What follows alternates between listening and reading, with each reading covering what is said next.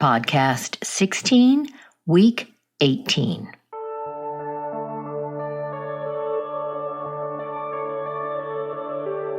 Welcome to the podcast, Your Pregnancy Week by Week.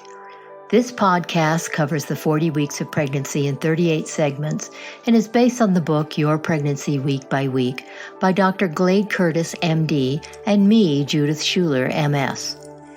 The information in our books and podcasts is a general informative guide about pregnancy.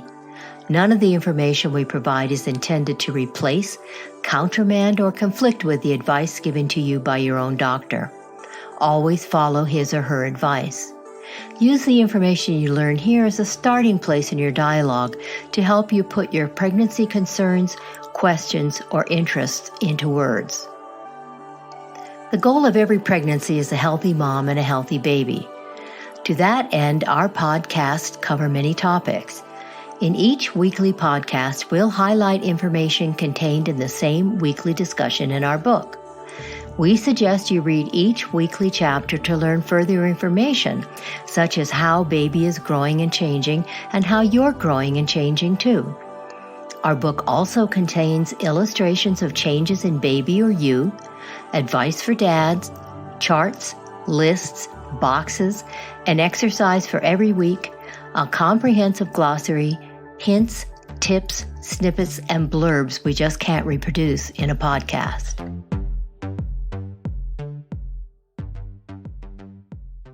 So let's get started on this week's discussion. We're going to look at week 18. Does your back hurt? Between 50 and 80% of all pregnant women have back and hip pain. It's good to know it's more common to have a mild backache than severe problems.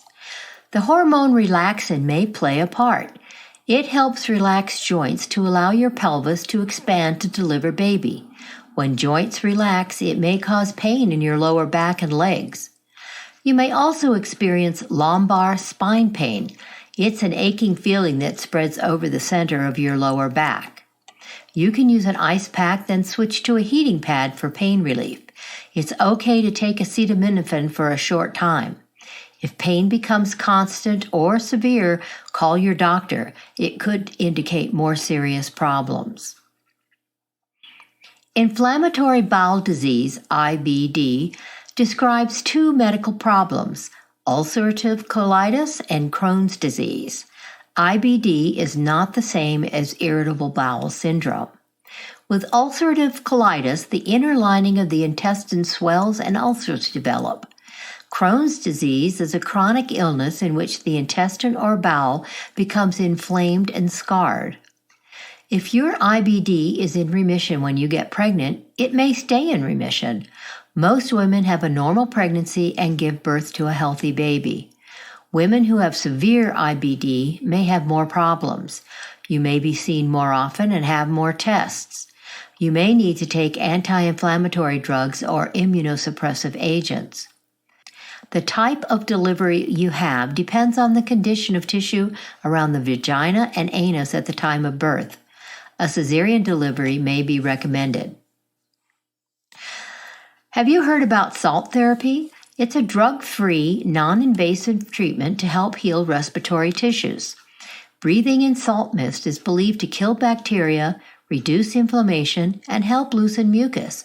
It's completely drug-free, so it can be an alternative for anyone who doesn't want to take medicine for respiratory problems. Pregnant women who have used salt therapy often find great relief.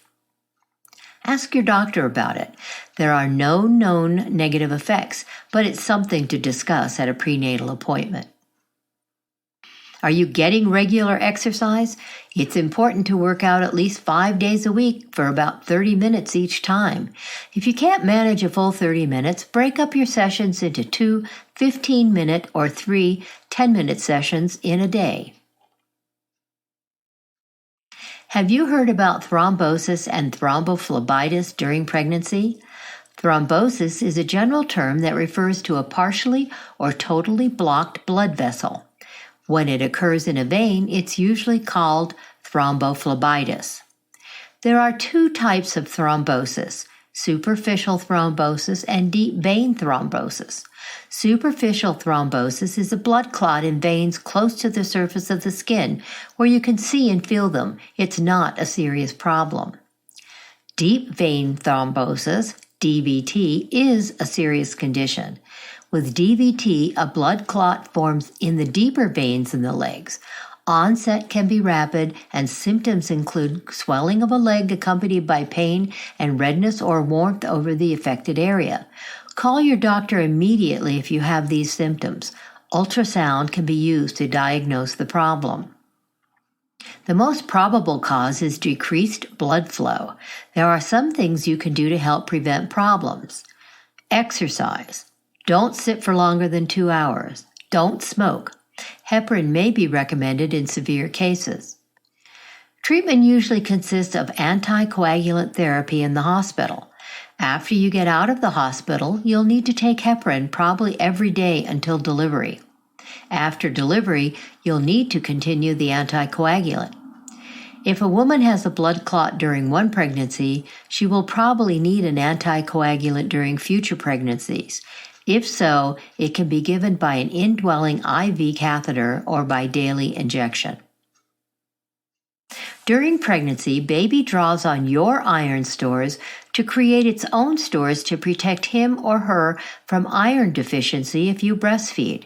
Your prenatal vitamin contains about 60 milligrams of iron. You also need to eat iron-rich foods to maintain your stores. If you eat a well-balanced diet and take your prenatal vitamin every day, you may not need additional iron. Your doctor will decide. Chronic fatigue syndrome, CFS, affects more than 1 million Americans. It causes long periods of severe fatigue not directly caused by another condition. Resting doesn't relieve symptoms. Women with CFS can and do have successful pregnancies and healthy babies. Symptoms improve in some pregnant women, usually after the first trimester. It may be due to pregnancy hormones. If you have CFS and are pregnant, you may need bed rest. Talk to your doctor about any medicines you take too. Some meds may need to be stopped or dosages reduced during pregnancy. Folic acid has been shown to help before and during pregnancy. Pregnancy hormones cause changes in the urinary tract, which may make infection more likely. If you get a urinary tract infection, a UTI, during pregnancy, it can be uncomfortable. Hormones can also lead to a condition in which urine flows back up from your bladder to your kidneys, which can cause a UTI. And when you're pregnant, your urine has more sugar and protein, which can also put you at higher risk. During pregnancy, the growing uterus presses on your bladder, making it harder for you to get out all the urine in your bladder. Leftover urine may lead to an infection. Wow. Symptoms of a UTI include feeling like you really have to go to the bathroom, frequent urination, and painful urination. A severe UTI may cause blood in the urine. Your doctor may do a urinalysis and urine culture at your first prenatal visit. He or she may check your urine for infection at other times during pregnancy and when symptoms arise. If you have a UTI, tell your doctor. Many antibiotics are available. If left untreated, bacteria could pass through the placenta and affect baby. If your doctor prescribes an antibiotic, take all of it as prescribed for your health and baby's. A more serious problem resulting from a bladder infection is pyelonephritis. If you have pyelonephritis or recurrent bladder infections, you may have to take antibiotics throughout pregnancy to prevent reinfection. Another problem involving the kidneys and bladder is kidney stones. They occur about once in every 1,500 pregnancies. They can cause severe pain in the back or lower abdomen and may cause blood in the urine. Pain with kidney stones may be severe enough to require hospitalization. A kidney stone can usually be treated with pain medication and by drinking lots of fluids.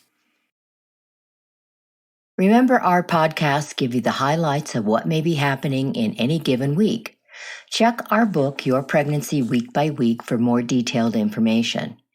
You may also want to check out our book for partners, Your Pregnancy for the Father-to-Be.